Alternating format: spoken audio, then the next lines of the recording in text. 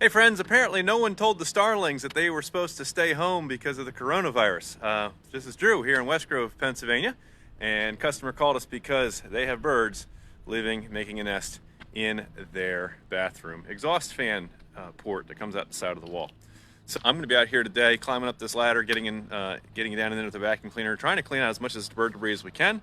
Worst case scenario, because it is a bath exhaust fan and because they use flexible ducting, and I hate flexible ducting, we may have to actually go inside, take that vent apart in the top of the ceiling there in the bathroom, disassemble that, and run some of our cleaning tools out through the port to be able to get that cleaned out so the airflow is going on properly again the way it should. Drew with 𝗗𝘁'𝘀 Construction and Renovation, your Pennsylvania home improvement contractor number 88078.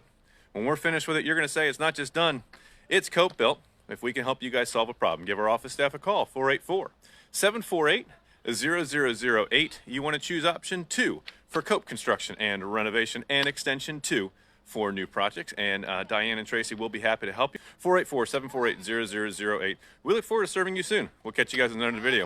I'm going to take care of these birds. Bye for now.